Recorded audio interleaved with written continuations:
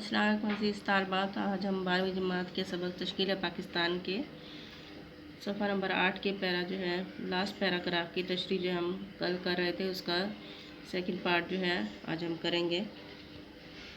خودی یعنی انسانیت کی معراج تک پہنچنے کے لیے انسان مذہب کا محتاج ہے۔ اقبال نے جن 4 چیزوں پر زور دیا ان میں سے ایک توحید ہے۔ توحید کا پیروکار یعنی ماننے والا کبھی مایوس نہیں ہوتا، وہ جانتا ہے خدا اس کے ساتھ ہے اور دوسروں کے آگے جھکنے کی ذلت سے بھی آزاد ہوتا ہے۔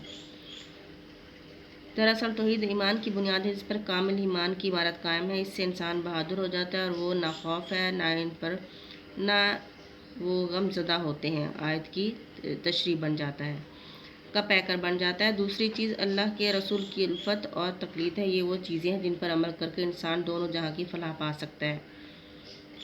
آپ صلی اللہ علیہ وسلم انسان کامل تھے۔ آپ کی عظمت کے معترف غیر مسلم بھی تھے۔ ایک انگریز مصنف مائیکل ایچ ہارٹ نے اپنی کتاب دی 100 میں آپ صلی اللہ علیہ وسلم کی عظمت سے متاثر ہو کر آپ صلی اللہ علیہ وسلم کو پہلے نمبر پر جو ہے فائز کیا ہے۔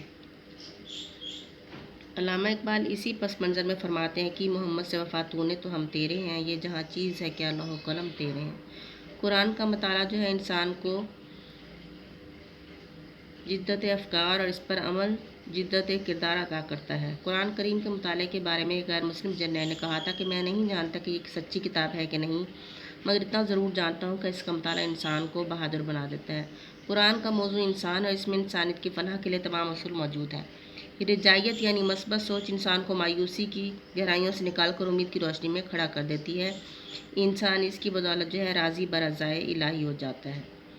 قرآن میں ارشاد ہے کہ اللہ کی رحمت سے مایوس نہ ہو۔ رجائیت نام ہے خدا پر بھروسے کا، خدا پر ایمان رکھنے والا کبھی مایوس نہیں ہوتا۔ اقبال نے یہ چیزیں برصغیر کے پس منظر میں بیان کی جب مسلمانوں نے برصغیر مذہب سے دور اور مایوسی کے جو ہے اسیر ہو چکے تھے۔ آج کے لیے اتنا کافی ہے۔